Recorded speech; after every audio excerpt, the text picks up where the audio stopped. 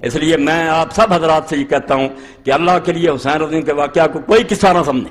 جی جیسے کہا نا ابن مولانا ابوالکلام آزاد نے کہ یہ اسلام کی حقیقت ہے. اسلام سمجھنا چاہتے ہو کہ ہے کیا؟ صرف حسین. رمز قرآن حسینہ موختم زیاد شیو شورا فروختم. اقبال کہتا ہے قرآن کی تفسیر تو ہمیں سمجھ ہی حسین سے آئی. جب حسین کو سمجھا تو پتا چلا کہ مسلمان طاغوتوں کے سامنے سر جھکانے کے لیے پیدا نہیں ہوا کہ ظالم تختوں پر بیٹھ جائیں ہم صرف سر جھکاتے رہیں. اور اس پر بھی میں پڑھوں گا کہ جب سے یہ نظریہ ایجاد کیا اہل سنت نے اور اہل حدیث نے کہ متسلط اور متغلب جو تخت پر بیٹھ جائے بس نظریہ ضرورت کے تحت اس کو تسلیم کرو. میں اللہ کو حاضر ناظر کر کے کہتا ہوں کہ سارے دین کی بربادی اس لیے ہوئی کہ جس چیز سے یہ ڈرے تھے نا کہ اگر مقابلے میں اٹھے تو خون ریزیاں ہوں گی، اس سے زیادہ برائیاں آئیں. خون دینے سے تو بچ گئے، یہ ڈانے بچاری چوہوں کی طرح بلوں میں گھس گئے، مگر حرامزادے سے زیادہ حرامزادہ آگے آتا گیا اور امت آج تک بھگت رہی ہے. اگر یہ سمجھتے کہ نہیں جیسے میری زمین پر کوئی قبضہ کر لے وہ غاصب ہے، جہاں تک ممکن ہو میرے لیے اس اپنا قطعہ چھڑانا فرض ہے. یہ حکومت جو ہے یہ جمہور کی ملک. کتنے کہتے ہیں جمہوریت کفر ہے؟ جمہوریت کفر یہودیوں اور عیسائیوں والی ہے کہ 50 سے زیادہ آدمی ہو جائے کہ شراب حلال ہے. ہمارے ایسا نہیں، جو اللہ نے حلال اور حرام کر دیا وہی ہے.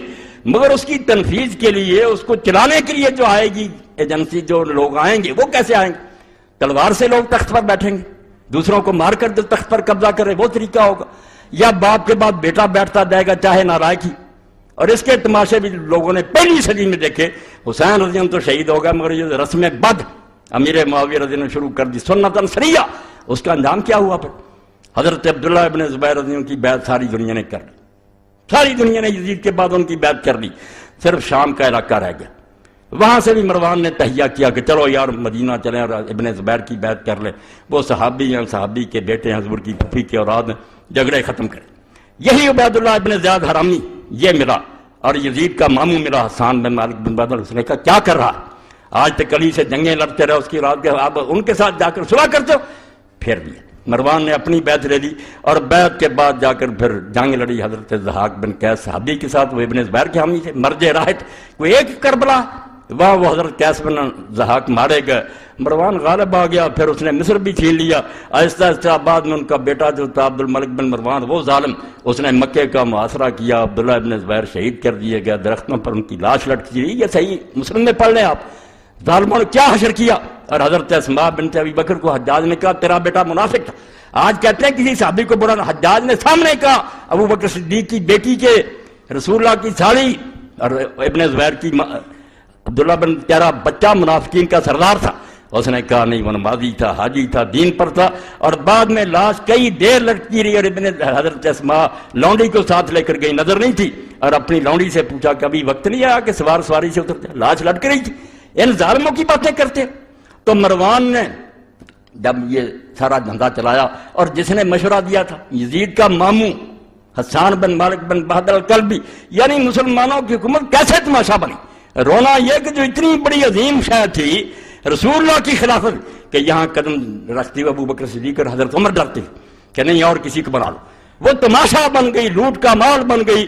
کہ مروان اٹھ کھڑا ہوا اور مروان نے حضرت ضحاک بن قیس کو قتل کیا. اب وہ جو حسان بن مالک بن بہادر تھا اس کا یزید کا بیٹا آگے خالد تھا. اس نے کہا بھائی مروان میرے بانتے کے بیٹے کو دو، ہاں اپنے بعد اس کو خلیفہ نامزد کرو. اب ایک تو شرارت اس مروان نے یہ کی کہ خالد کی ماں اپنے نکاح میں لے آئے اس کو ذلیل کرنے کے لیے کہ یزید کی بیوی کر لی تاکہ خالد بول ہی نہ سکے کہ میری ماں کا تو شوہر. اور دوسری طرف جب وہ محفل میں آتا ایسی بد زبانی اور بدگوئی کر یبن رتبہ، اے بڑی نرم و نازک چوتڑوں والی کی بیٹے، بڑا ذلیل ہوا. اس نے جا کر ماں سے ایک دن کہا کہ تو یہ نکاح نہ کرتی تو میں یہ دن نہ دیکھتا. اس نے کہا چپ کر جا، ذکر نہ کرنا، ہو جائے گا ٹھیک. اس نے اپنی لونڈیوں کے ساتھ طے کیا یہ اسلامی خلافت کا رونا رونا. پہلی صدی رسول اللہ کی گدی کیسے ان لوگوں نے ذلیل کی. صحابہ بیٹھے رہ گئے، بڑے بڑے مجاہدین بدر احد کے بیٹھے رہ گئے اور یہ ایسے بچے بیٹھنے شروع ہو گئے. اب اس نے جب آیا مروان تو پوچھا مروان نے کہ خالد نے میرے بارے میں کوئی بات نہیں کی تھی؟ انہوں نے کہا نہیں، اس نے کیوں کہنا تھا، وہ تو آپ کا بڑا ادب کرتا. مطمئن کر دیا. مگر جب رات کو سویا اس نے سرانہ گلے پر رکھا، آپ بھی اوپر بیٹھ گئی، لونڈیاں بھی بیٹھ گئیں. اسی طرح یہ خبیث مرا. 6 مہینے صرف حکومت کی. مگر اپنے بعد خالد کو دینے کی بجائے وہ ماموں نے جو چکر چلایا تھا نا یزید کے کہ میرے باندے کے بیٹے کو وہ نہیں کیا. اپنے بیٹے عبد الملک اور عبد العزیز کے لیے وصیت کر گیا. خلافت مذاق بن گئی کہ اپنی نسل میں باندھتے پھرو، مسلمان بس منہ میں گنگنیاں ڈالے بیٹھے رہے، تماشا دیکھتے رہے کدھر جاتی. بعد میں ایسے ہوا، بخارت بھی تنہا رہ گیا، یہ خلیفہ بن گیا عبد الملک. عبد الملک نے اب کیا کیا؟ چچا کا لڑکا تھا عمر بن سعید اشدق، جس کے بارے میں امام شوکانی لکھتے ہیں کہ آج تک اسلام کی آنکھیں رونے سے بند نہیں، جو ظلم اس نے کیے خبیث نے، اسلام کی آنکھوں سے آج تک آنسو ٹپک رہے ہیں. ایسے ظالم مسلط کیا میرے معاویہ. یہ ایک حسین کی بات ہے. حسین بیچارہ کیوں نہ میدان میں آتا، اس نے دیکھا کہ آج رسول اللہ نہیں ہے، آج علی نہیں ہے، آج حسن نہیں ہے، میں ہی حضور کا جانشین. اور یہ سارے سمجھتے ہیں کہ ساری دنیا اگر بیعت کر رہے تو انہیں نہیں ٹھنڈ پڑ سکتی. یہ توقع کرتے ہیں کہ رسول اللہ کا بچہ بیعت کرے. میں اگر یہ اعلان کر دوں کہ یہ خلیفہ برحق ہے، نمازیں نہ پڑھنے والا، شراب پینے والا، تو میں نے تو رسول اللہ کا دین جو ہے اس کی بیع کر دی، حضور کا دین جو اپنے ہاتھ سے دفن کر دیا. میں جان دے سکتا ہوں، میرے بچے مارے جا سکتے ہیں، میری بچیاں شہروں میں گھمائی جا سکتی ہیں، مگر میں یہ بات نہیں مان سکتا. ایسا نہیں ہو سکتا. کانپ اٹھے ارض و سما، دشت و جبل تھرا اٹھے، خاک پر جس وقت تڑپا فاطمہ کا لاڈلا.